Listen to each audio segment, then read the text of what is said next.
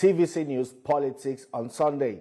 We're reaching you live from the Federal Capital Territory. I am Femi Akonde. Welcome. Well, in Nigerian politics, loyalty is often loud, but commitment is frequently silent. Today, party flags are raised in the morning and lowered by nightfall. Politicians cross party lines with ease. Some call it strategy, others call it survival. But in a democracy, where does conviction end and convenience begin? Are defections a sign of political maturity or evidence that ideology has collapsed under the weight of power?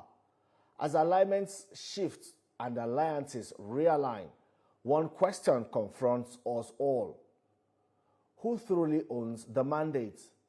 The party, the politician, or the people? This is Politics on Sunday. Let's talk politics with my guest on the show tonight, Umar Jijiwa. He's an APC youth advocate, joining me live in the studio. Welcome to the program, Umar. Thank you. Thank you. Well, you see, for the APC has gained and lost key figures through defections. We saw when the ADC, the coalition of the ADC was formed. We saw people from the APC also move. We've also seen people cross into, the All Progressives Congress. And to many Nigerians, it appears politics has become, a revolving door. But especially those coming to the APC now, critics say it's about convenience. It's not that there's something attractive in the APC that's, pulling them in. How do you respond to that? Thank you for having me. Of course, there's something that is, getting them to come over here. So that means there is a value here. That means that the APC has what they need to succeed. For you to say that there's nothing special that is dragging people here, no, there is. There is something that is bringing people here. No, that's what critics say, not me. Well, critics can say what they want to say, but we have to understand the popularity of the renewed hope agenda. The reason why they are coming over, you're right, might not be because of ideology. They might just be coming over because now they finally see what we saw before, that Asiwaju and the renewed hope agenda is the best way to go if we want to have a country. Is it just about President Bola Tinubu and the renewed hope agenda, or it is about getting a political platform that is viable ahead of the 2027 elections? Well, I like that point that you just said, a viable platform. And APC is a viable platform. Viable in the sense that if you look at other political parties, correct, the Labour Party is in crisis, the PDP, we really do not know who is in charge or who even has access to Wadata Plaza. The ADC, well, they're trying to put their acts together, but they've not really, formed. And it seems the APC is the only party that there's a sense of peace for now, and that might be what is attracting people to the party beyond President Bola Tinubu and the renewal agenda. That's why I say it's a viable platform. The reason for the stability in the party is simply because we know who the leader of the party is, naturally. No matter what your ambition is, as of now, you have no choice but to accept that there's a leader in that party. Just that alone has brought some stability into the scene. And yes, other political parties are in turmoil and they are confused. And they don't even know whether they can field candidates or not. In the APC, those issues are no longer there. We have a direction here. Nigerians have seen what is happening here. The popularity is too strong that is not even allowing other political parties to focus and put themselves together. Because these political parties have made a mistake. They came together simply to remove Asiwaju, and that is it. It is not about what they are going to do for Nigeria. It's about how can we remove Asiwaju Bola Ahmed Tinubu, and that's the truth. And that is the reason why maybe they are having these issues that they're having. But the APC, the mandate has been the same, to provide good governance for this country. We have not moved the goalpost at any point. But due to the popularity of this particular candidate. And they know they can't face this candidate. Well, so talking about the viability now of the APC, why people are coming in, like I said earlier, is because they want tickets.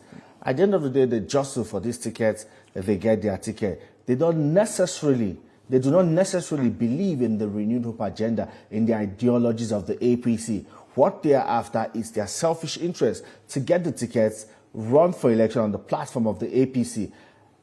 Doesn't it mean that it might be also difficult for them to galvanize votes for the president, whose agenda, the renewed hope agenda, they do not properly understand and do not believe in? If they didn't understand it then, I'm sure they understand it now. Or they seem to understand it now. And yes, you're talking about can they bring those voters. We have to also accept the fact that these governors, no matter how unpopular they are, they won their elections. They won their elections. We need to remember that they actually won elections. Without winning an election, you cannot be a governor. You cannot be a senator. So that means you have popularity in your place. So that alone adds value to them coming over. And yes, perhaps they're doing it for the ticket. No doubt about it. Because Nigeria, for you to hold office, you need to go through elections. And it's because this platform is viable, it's popular, and it's easy to plug into without having any of these unnecessary turmoils. They want to go and serve their people without distractions. They don't want to be spending the money that is supposed to be for their people on unnecessary things whereby they are fighting for the power of a political party, or they are fighting for relevance in a political party, or they are doing such things. No, they want to focus and give their people the job that their people hired them for. And APC is so clean and ready to go, and that is the only reason they are lining up and coming. When you talk about the renewed hope agenda and the ideology of the APC, it's been more than 2 years now that Nigerians voted for the renewed hope agenda, but it's not the magic wand a lot of people expected. President Bola Tinubu himself said he's not a magician. He's going to build brick by brick. But how far so far? Because there's still economic issues. We still grapple with insecurity. There's still poverty. We still have problems in our education sector, the health sector. So what's going on?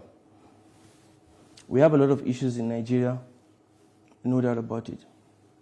And there is no particular human being that can stand today and say he's going to stop all these things, or he's going to work on it, and it will repair in one day. It's not possible. Because government is a system. Everything is a system. And everything is done in a systematic way. It's not just jump in and make a change. No. Sometimes a leader might even have a good plan, but due to the system that is around him, it might take him a bit longer to be able to achieve those things. Is there a plan?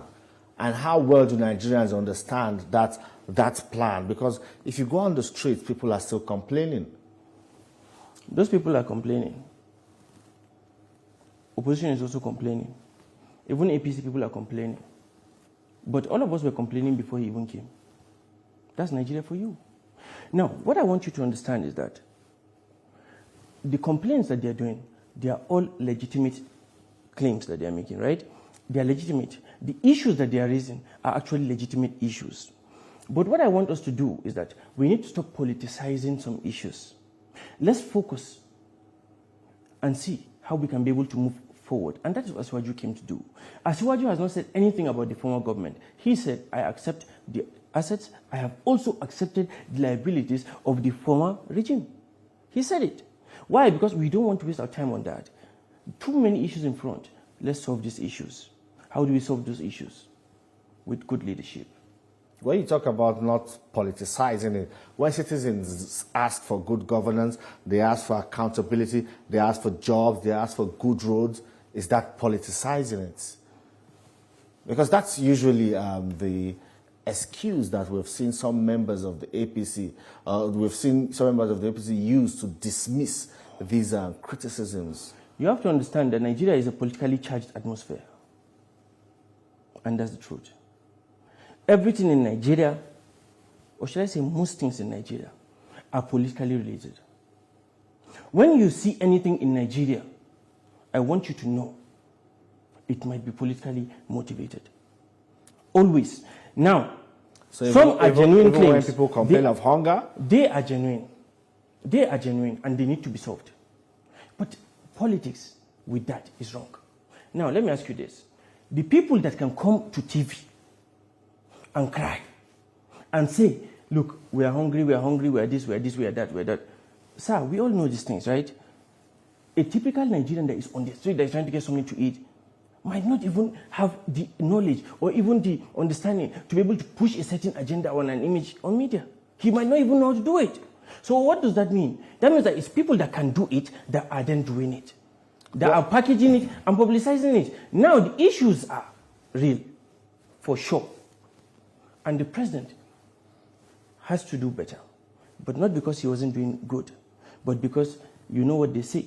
The result and the award of hard work is more work. Well, in fairness to the administration also, we're seeing food prices begin to drop, even especially in the Yuletide. We've also seen inflation drop, and some people are critics again still say that the government is big on data and not actual workings. We've seen these things drop, food prices drop, inflation drop, and some things are beginning to ease gradually, but these complaints have not stopped. And they will not. They will never stop. Those complaints were here before, and it will still be here tomorrow. But why is it difficult for people to even, acknowledge when they begin to see the yields or the fruits of these reforms instituted by the administration? They hardly get applauds for that. Yes. Apart from members of the APC, and I'm not talking about the opposition now, from Nigerians who are not politically inclined, who just want good governance. Well, the truth of the matter here is that this government, they're not doing things because of that. They're not doing things because they want to be, clapped for. They are serious. This is a serious government. And maybe, I believe, that might even be dragging them back because they are not really, coming out and saying every single thing that they're doing. And that's the truth of the matter here. It's all about result. Indeed. It's all about result. Let the result speak for itself. All right, then. So we'll take a quick commercial break. And Umar, Jijiwa, we're talking about political defections and realignments. Now, Umar, when voters see politicians who criticized the APC yesterday, praising it today, joining the APC, raising the APC's flag, doesn't that raise serious credibility question now, not just for the defectors, but also for the party receiving them? A political party has no right to decline anybody that wants to be a member. We have to understand the aspect of it. Number two, every single person has the right to join any political party that he wants. You can't take that away from them. If they choose to come to the APC, it is their right to do so. But in advanced democracies, defections are rare because most of these parties are clearly defined by principles. We hardly see Republicans cross to the Democratic aisle. We hardly see conservatives move to the other side. In Nigeria, it's like a free-for-all. You can sleep this night as a member of a Labour Party, wake up the next morning as a member of the PDP, and before going to bed, you are in the APC. That defines Nigeria's political system. Outside politics, right, this is an issue that scares most young people in Nigeria now, and that's the truth. I'm a young man, I'm a youth leader, and I'm with youths. We understand this. And the thing that really worries youths now is that they are confused. The reason why they are confused is because the person that told them A yesterday has now come back again to tell them B today. Tomorrow he will tell them C. Now they are even in a state of quagmire. They don't even understand what's happening again. That means you acknowledge that indeed is a problem. It's a major issue and it's a scary issue. But that's what we find ourselves doing now in Nigeria. Nigerian political parties, we wish we had that kind of ideological parties so that a young man like me, a youth, can start to build an ideology, what he feels about Nigeria, how Nigeria should be. And then when he feels that way, he will then look at, okay, where fits this? Where fits the mold? And he will start to grow politically on the other side of it. But due to the fact that we don't do this, our parties were not created ideologically. Perhaps we might have that one day. But let's tell ourselves the truth. Political parties in Nigeria are simply platforms. Designed to win election and to get mandate to serve these people of this country. And that's the truth. Now, that said, you cannot blame anybody that is cared for himself. You can't blame anyone that runs anywhere. Because even your own house that you build today, your money, everything is there. If that house catches fire today like this, you will jump out the window. You will forfeit everything that you have built there. So for them to now start running out and coming back to APC, I believe it might be for political survival. That's the first point. And secondly, if I want to just be, give it a chance, perhaps they have finally been enlightened. Perhaps they have finally seen the way it's supposed to go. Perhaps they have converted and now they feel that the Renewed Hope agenda is the best for Nigeria. Perhaps they have keyed into it. It's true of that. It can be political structures. It can be because of the political ideology statements. We can do whatever, but the truth matter is that that's true. Political survival, or perhaps they have seen the light. Well, it's also because of internal democracy within political parties. Just at the last NEC meeting, President Bola Tinubu had to appeal to members of his party, to make room, make space for other people coming into the party. And this also signals an impending or a looming crisis within the APC. People are coming into the APC, members of the APC are refusing to make space for them. There is now a lot of contestation within the All Progressives Congress, and if this is not properly managed, it might implode. The fear is that how will the party manage this ahead of the 2027 general election? Okay, you're right. In a normal situation, that is a cause for fear, no doubt. Because these interests, how are they going to align eventually? They are coming in and some people were already here. What do we do? It can create chaos. We are now seeing people that were enemies and now they are in the same party and we all know they have the same interests. What happens? That's a problem, right? But the reason why it is not a problem here is simply because all that kind of contestation, the leader has to be big enough and strong enough and capable enough to be able to maintain. The same way a man can have 4 wives and he will control his house. That is why it's okay now. Because Asiwaju is that kind of person. But are we not putting too much burden on Asiwaju? He's not the president of the All Progressives Congress. He's the president of Nigeria, not minding which political party anyone belongs to. There's a lot for him to handle or deal with already. And for the APC, there's a national chairman and there's the National Working Committee who should also who should demonstrate that capacity to also handle crises within the party, not always running to the president and, having him always respond and, tackle issues within the party. The president has so much to do. The president's table is always full. We understand these things. And yes, the party has structure and it has leadership. But I want Nigerians to always remember that Asiwaju Bola Ahmed Tinubu is a politician as well. Yes, he's here to serve Nigeria, but he came under a certain platform. And he wouldn't want to see what he built go down like that.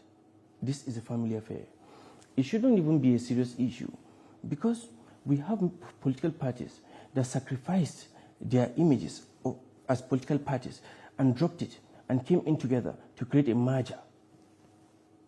Not just one political party. A few political parties came in and they created the APC. So I believe if at that point APC was able to, maintain these certain platforms that have now come here, I believe just finding a way of maintaining the human beings that have come in is something that can be done.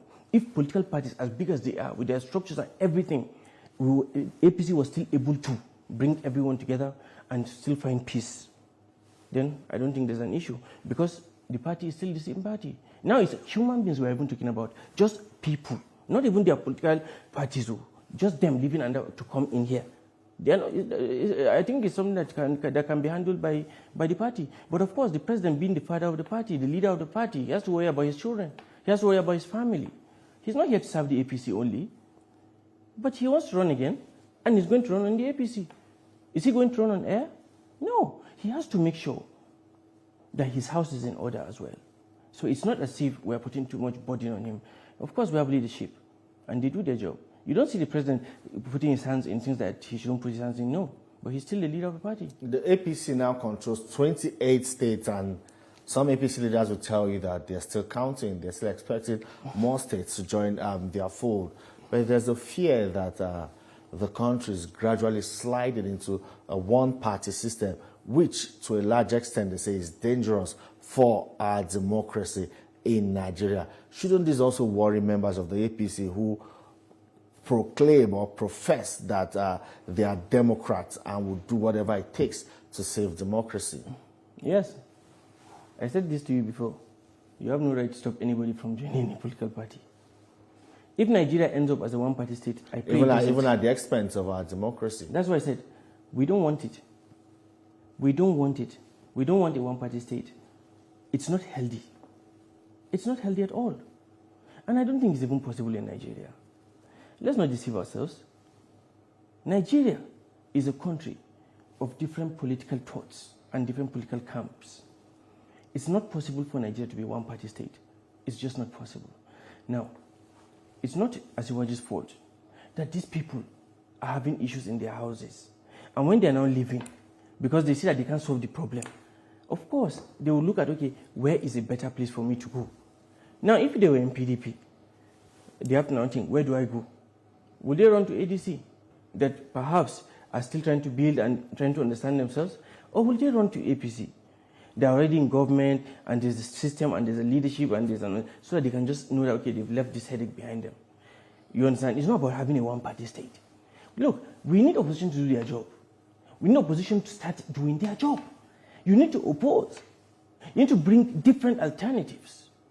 Opposition are not doing what they're doing. We have a lazy opposition. This is not the first time that there's opposition in Nigeria. We have a lazy opposition. In the last election, in the last government of Buhari, you could see it in the PDP. People like Wike, Faishi, they stood, all that, they said, this is our party, we will not let it go. Opposition. But these are the same people now who have killed, or who are accused to have killed, or have been accused to have killed the opposition. That is the truth. And that is true. I believe that maybe they have different political leanings now. But at that time, that was where they were, and they were governors. PDP still has governors. They still have governors. Let the governors keep their house in order. Let's have a responsible opposition. We need opposition to start to do their job. You don't expect APC to repair the problem that is in your own party. It's not possible. But they blame APC for causing the problems in their party. Okay, how? It's not right. It is not right. Now, let's see it like this. If you are a political party, your main responsibility, first of all, is to win election. It is the reason why you are here. And political parties are in the business of winning elections. That is the reason for a political party. Let's tell ourselves the truth here in Nigeria. That is just it. Now, these same people could have stayed back in PDP and say, you know what, let us all sacrifice our interests and repair these things so that we can know what we can do. Stop blaming APC. For God's sake, how can you say that APC is destroying what? How is APC destroying some? I don't understand. Okay, so is a crime for APC now to be in order? Is it a crime for them to be stable? Is it a crime for them to be popular? Is it a crime for them to be so successful? It is natural for human beings to want to align with a success story. And that is the truth. They have failed as opposition in this country. Let's tell ourselves the truth. Well, the 2027 election will be another litmus test to determine if indeed the All Progressives Congress is truly successful. Umar, Jijiwa, APC Youth Advocate, thank you very much for your time on the program. And that's all on TVC News Politics on Sunday. You can watch this episode again on TVC News YouTube channel. Thank you for watching.